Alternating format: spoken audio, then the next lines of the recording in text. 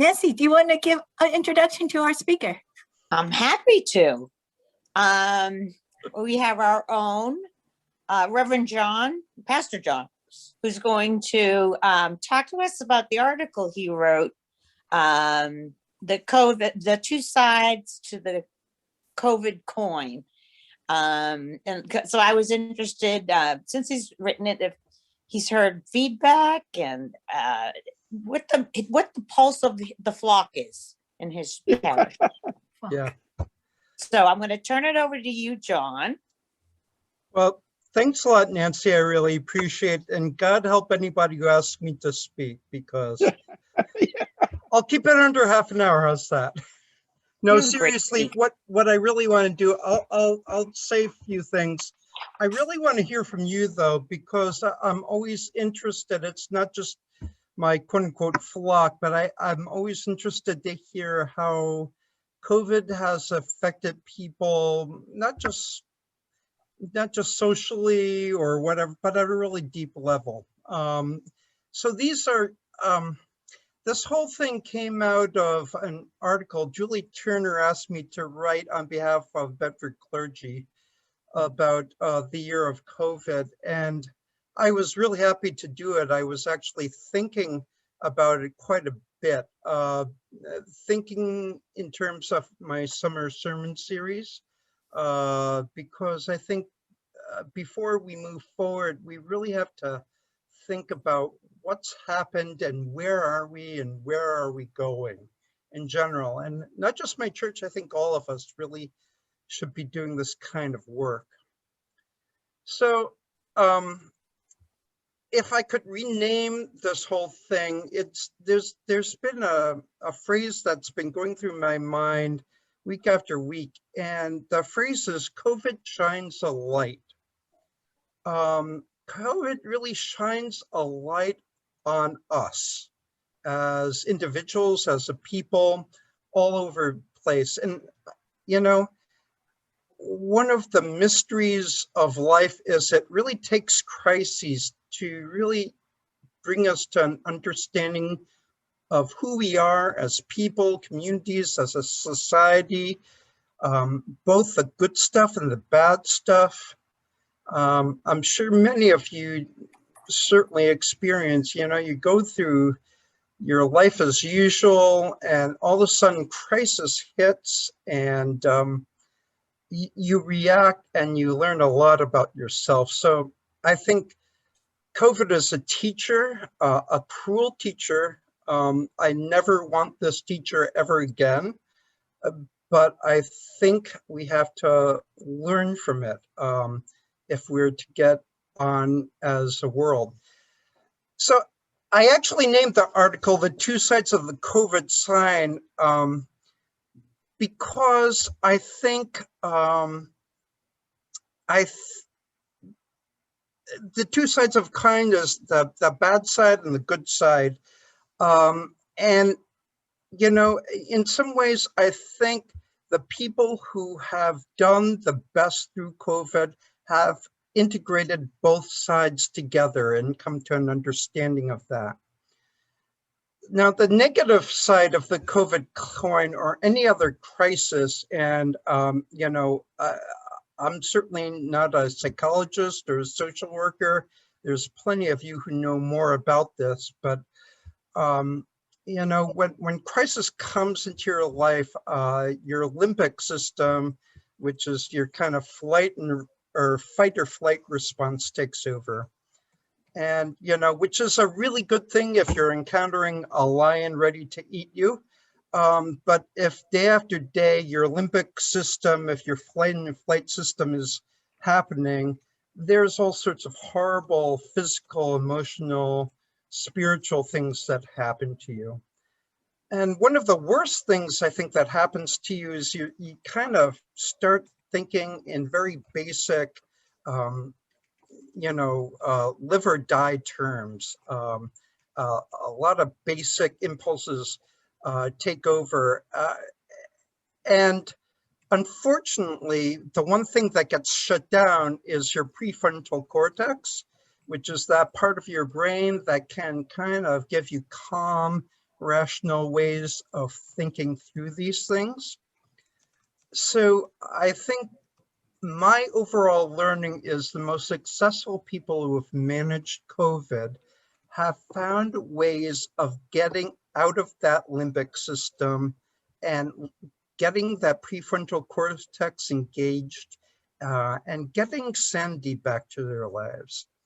So speaking of which, there are 5 categories I threw together, and there could be many more, but thankfully I was limited to space. The first category I called hoarding and giving. Now, just a few weeks ago, a young family emailed me saying, we have an enormous box of like 150 rolls of toilet paper that we'd like to donate to the church or somebody. And obviously they came clean, when we hoarded toilet paper, they had a little baby, and, God help them if you run out of toilet paper. But that seemed to be the first big story, is hoarding. And if there's a good example of what happens when your fight or flight system takes over, hoarding is great. And, hoarding is a contagious disease, I think. It says contagious as COVID is contagious. It kind of eats on each other. So if one person gets in the hoarding mode, another person gets in, and then it's almost a self-fulfilling prophecy happens. And, I think for the first time in a long, long time, we, as a community, as a country, as a privileged community and country, have seen what it is like to see empty grocery store counters. So that's the one side. Then if you can flip that coin and get to the other side, if you can come to your senses and say, what are we doing? I mean, why are we doing this? I think, I have enough toilet paper now to last me 10 years. I mean, give me a break. And then all of a sudden we're realizing that generosity can be just as contagious as hoarding can be. Now, the one example I kind of go to, there's a couple of women in my church who started a mask ministry early on, because as you saw, there was a huge shortage of face masks, and there was a huge bunch of people that could make them.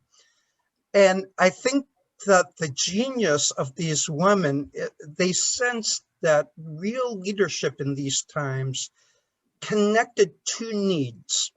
The first is the real need for something in our world, i.e. the need for a face mask. But the other need is the need for people to feel like they're doing something meaningful in the midst of all of it. So if you can have a leader that connects those 2 things and say, let's do it, you have an instant army, and miracles happen. I know Ralph's wife was involved in it, so it was beyond our church. They were all over the community. We made over 3,400 masks and felt pretty good about this. So, I mean, this is kind of what can happen. Another example, another category, anxiety and wellness. Now, when crises happen in our world, another response to anxiety and panic is to self-soothe, in effect to numb ourselves. And if anybody here has not dealt with addictions of one way or another, and quite frankly, I think we all have, present company accepted, this is what addiction is all about. Trying to self-soothe, trying to get away from those horrible feelings of anxiety, trying to avoid. Certainly, we all talked about gaining the COVID-15. Food was popular. There's so many other addictions that we got involved in. So another kind of way out of that, again, you come to your senses. You say, wait a minute, you know, this crisis is going to be lasting for quite a bit. And, you know, gaining another 30 pounds is not going to be helping me. So you got to find ways to get to a level where you can cope, you can find resilience that's not soothing and what I would call numbing yourself to the crisis. And so we found ways of doing mindfulness meditation for deep breathing. One thing I did in my church, I had a weekly thing where we did a Zoom discussion on a podcast known as the Happiness Lab. This is done by a psychologist at Yale, Laurie Santos, who found out that all her kids at Yale were so stressed, so out of it. She decided to have a class on how to cope with stress. She got 1,000 students in her class. She thought she'd get 100. And so she made a podcast out of it about how to be resilient, how to use tools to do that. So, you know, I think the people who could flip that coin figured out ways of finding deeper ways of being more resilient throughout. You know, I remember offering daily meditation to my people in my church for the first 6 months. And, you know, sometimes they said, how can you come up with so much stuff? I said, well, it was kind of easy because people just kept giving me stuff. Anyway, just moving quickly along, isolation and relationship. And this was a huge one. You know, I never thought that seeing a person, seeing somebody in person, shaking somebody's hand, giving somebody a hug is something that I would take for granted. But it was. And basically, Sunday mornings have been really hard for me and a lot of people in churches or any other social situations because we're social animals. But so you don't know what you had until you lose it, really.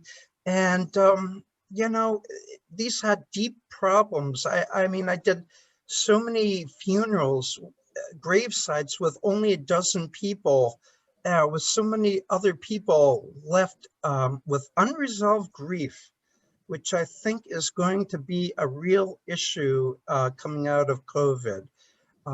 There is a lot of pain and a lot of grief that people are still feeling because they never got to say goodbye to the people they love so dearly.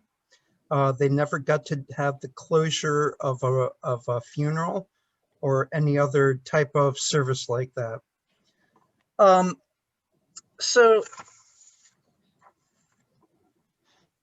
into this whole situation, though, comes Zoom. And certainly we've experienced that as a club. Somehow, I hate to say Zoom saved us because I know lots of people have mixed feelings about Zoom. But, you know, Zoom really helped us connect in ways that we couldn't. And we found new ways of connecting with each other.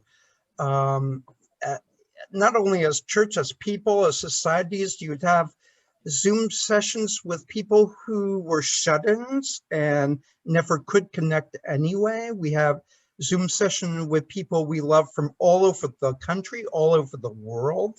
And so now coming out, we're talking in terms of not just going back to quote unquote normal, but doing hybrid things because it's so important connecting. Then the very last thing I just want to talk about is what I call judgment and compassion.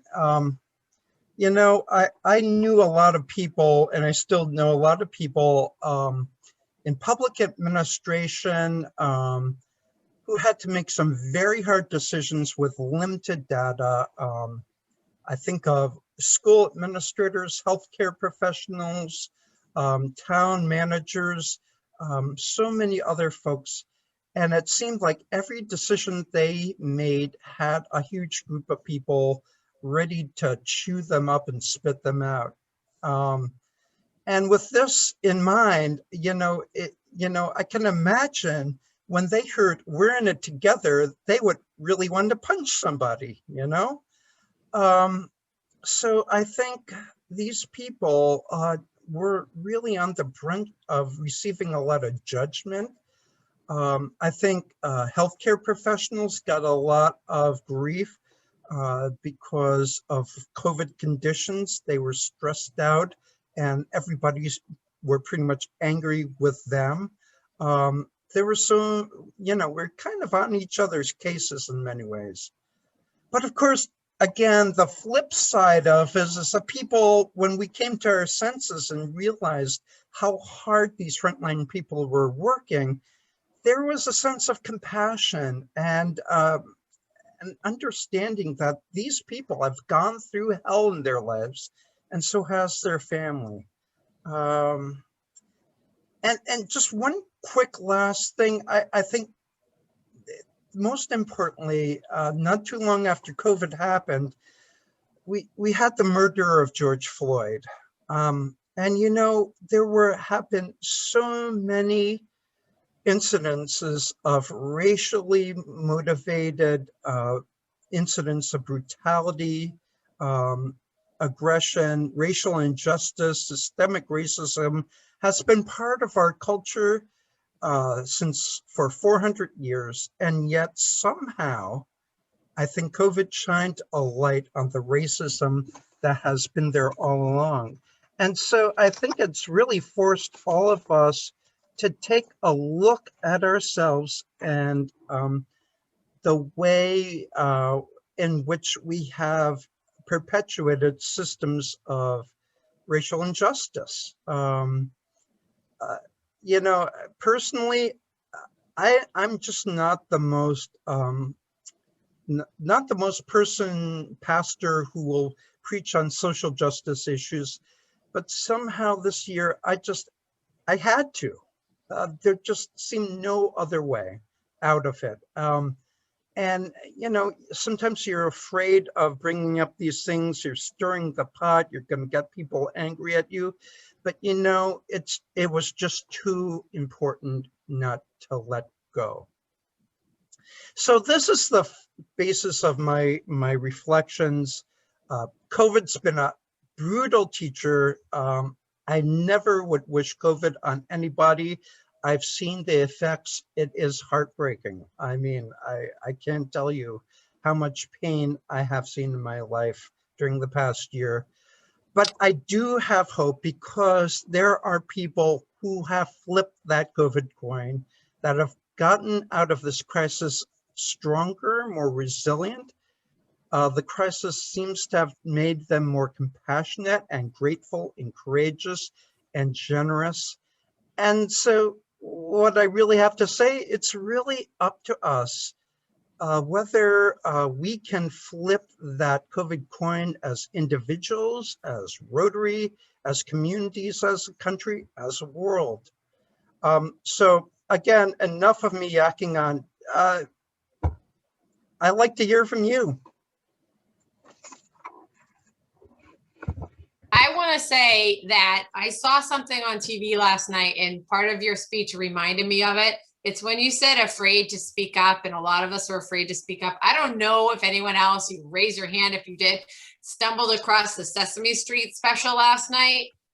That was, that was the whole conversation, was going way back to when it first started 51 years ago, integrating and having you know, all kinds of difficult topics come up. So for you to go through it in your community, I'm going to call you the Sesame Street guy. You know, I'll call you Jim Henson. I'll take that. Yeah. My favorite is Grover.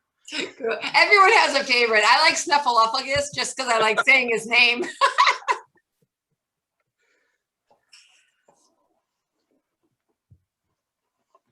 John, I appreciate your tickling our consciousness, if you will, and provoking us to consider some of these things. I must have missed a transition along the way. I got hoarding versus giving, anxiety versus wellness, isolation relationship, judgment and compassion. You had opened with 5 stages. Was the last one a new category? Let's see. I had hoarding versus giving, anxiety, wellness, isolation, and relationship. Yep. Judgment and compassion. Hey, maybe I did 4. COVID so affected our brains in other ways. Oh, Jim, you're always alert as ever catching on to that. That's Yeah, why I totally missed that. that's why we need STEM people. You know, John, that's probably one of the best synopsises of what we've been through in the last year that I've ever heard. Bully to you for being able to put that together. Right. I'd love to have a cup of coffee with you to talk about it, but I have a feeling that it would turn into a pot of coffee and maybe 2. You don't know how much coffee I drink, Bob.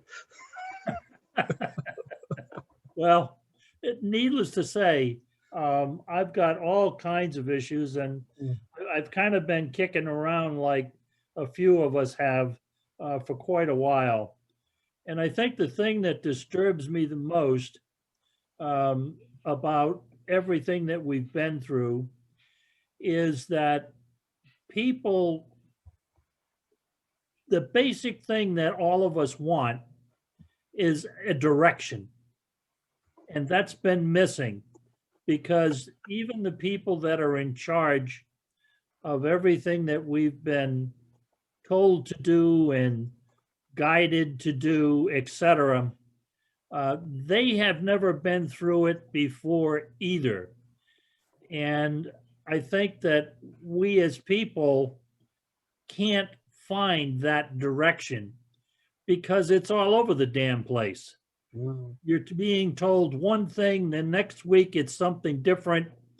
The next week it's again back again. And I think that's, as far as you want to be a leader of people, of men and women, then you ought to be able to say, I don't know the answer. And people in charge, whether you're talking about the president, the medical community, local leaders, etc., they don't know the answers. But rather than say that, they prophesize everything that we should be doing. And they don't know any more about it than we do. And that is very, very troubling to me, because when crisis arises, and you alluded to it in one of your points, society begins to break down, and it breaks down very quickly.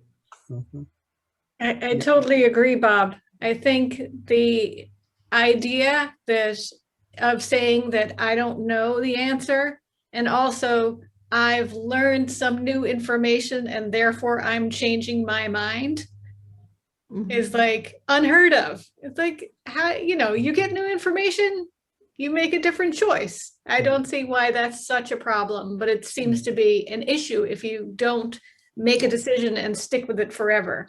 So that just It's drives me bipolar. bonkers. Yeah, it goes, yeah, you should be, but the one thing I would say about Fauci, in my opinion, was he would say it's based on data. You know what I mean? Like, that was a lot of things that people weren't patient to let happen. I think that you only have this much bandwidth, and you have all of this data trying to make sense of it. But I think that a lot of times got confused with I don't know the answer. It's like, I don't have enough data to make it, but you're right. You're not, and as a public figure, you can't, you're ostracized if you say one thing one day and flip the other, or made a mistake or whatever. But I think leadership is a key thing. I agree with you all. I mean, and I think being what I'd call a vulnerable leader is really critical. Being able to say, I don't have all the answers, but I am in on the game and we're going to get through it.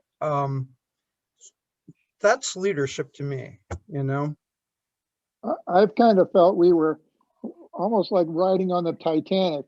We're steering through all this ice fields of different, you know, ice blocks and everything else all the way over. We know where New York City is, but a couple of these courses we take aren't heading anywhere close to New York City, but they're getting around the next iceberg.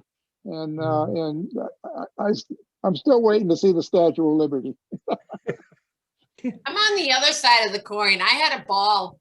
I love being shut down, and I had excuses not to have to go do this or do that or whatever. And I could still connect with people. So, it was, and I'm very independent. I like to make my own decisions anyway. So personally, I like to hear what's going on and then make my own choice over it. But that's just the other side of the coin. And that's kind of how I rode this out. Mm-hmm. Yeah, some of those icebergs were fantastic. Judy, you have your hand up, I think. Yeah, a couple of things.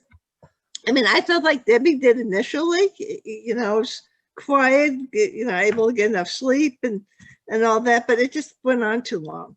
And one thing that's getting me now is, okay, I'm fully vaccinated. Most of the people I hang out with are, but different people have different interpretations of what they think is safe.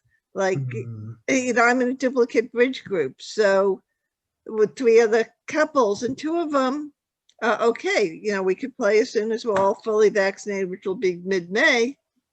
4th couple is, oh, it's too soon. It's an intimate game. We'd be too close together. And you know, my Hadassah book group said, June 13th, we can meet live. Get something from the head of the region saying, these are the guidelines: no shared food, no more than 10 people. If it's inside, everybody needs to sign a waiver. Okay. And meanwhile, MIT just did a study showing that, oh, and everybody has to stay 6 feet apart inside. MIT just did a study saying 6 feet apart means nothing. It's just the mask. And as my husband says, you can't have a Jewish event with no shared food. Right. You know, Yep. and he's not Jewish, but he understands that. You know? Oh, yeah. It's not just a Jewish thing either, but yeah, totally. Paula, do you have your hand up? Yeah, I was just thinking, you know, like Debbie and Judy, Yeah. I don't think it was like a major hardship for me initially, because Right. I have stuff I can do. I have activities, and Yeah. so I don't have to go out very much. We adapted fine, but I think it was super hard on kids. Absolutely. Yeah. Because, you know, and especially like, Especially there's so many seniors. milestones that Yeah. you have when you're, you know, Yeah. Yes. going through various stages as a, you know, even elementary school, middle school, teenager, you know, high school, and they're all gone, you know? So that was, I think, like for You don't me, get it's the like, time whatever, back. it's a year and a half, you know, big whoop, you know, there's a whole bunch of other ones of them. And one's pretty much the same as the next.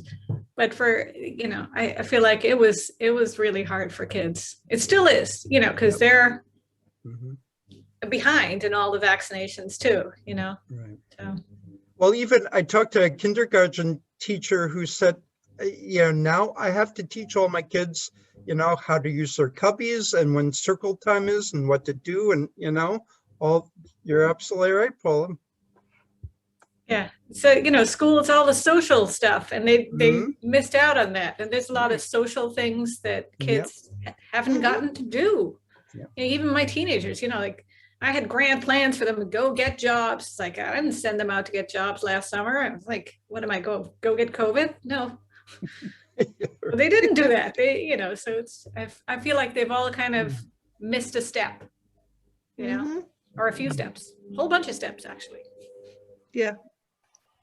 It's time that I want to close the meeting because it's past 1:30. For those who wants to leave, please do. But if you Mhm. want to stay on, if John wants to stay on, you're Mhm. welcome to. Sure. Ralph, thank you. Okay. Bye-bye. Bye, Samuel. And I just want to mention that the kids, I mean, we're much older. Our view of timeline is very different. And the timeline is more like a day is much faster for us now than for our kids' time, because you look at what is currently and what you have passed, and it's that ratio, how much you feel about it. And so it's Mhm. for the younger kids, it's much, much harder time-wise. On a side note along that line, I have a brother-in-law that one of his favorite expressions would say that life is like a roll of toilet paper. The closer you get to the end, the faster it runs. Yes. But John, thank you. I feel like I've had a church Yes. service Sure. midweek. And Bob's comment about the absence of leadership kind of underlies all of these issues, in my opinion. It's so easy to criticize, and it's so difficult to build something constructively. Mhm. And it just, and we've never been through this before. And I think it's the conflux of all these issues that makes it really apparent that we are lacking in leadership and sensitivity to each other and so forth. It's really nice. I feel that underneath everybody has the compassion, Yes. get the wellness and the goodness in people. And I really like that you brought that out, John. Yeah, sure. Yeah, Wait, but this, for this, me, I was really thankful. I was really thankful for me, for someone who has, military trauma, disabilities and things. Like, I was really thankful for Hannon, because, had it been the year earlier, not having Hannon and being alone and being isolated and that was really tough, because, I live alone. So, but then, just like John said, like it helped me rely on my own strengths, because I realized, I was going through leadership. I was seeing true colors of everybody around me. My leadership at my hospital was unsupportive of me and my disability and staying home. And, my relationship was not as stable as I thought it was, and I saw these true colors of people. And, going through, I had to go through disability discrimination with my work, and I had to go through, a breakup, and I had to go through family things and having my family issues and being alone, and, getting support for things that I needed. So, it was a lot of everything that John said. I kind of went through it, and it's great. And I feel so empowered, because I feel like, had I not been where I am in my recovery, I probably would have had a really long time, a really hard time. But thank God for Hannon, because Hannon was there for me all the time, and going through, dog events and all these social things with him online, and having all of you guys, and, having you guys call and check on me all the time, Ralph and Paula and Nancy and Debbie, they're all calling me, checking on me. So it was really great. It was really great. You certainly stoked the thoughts and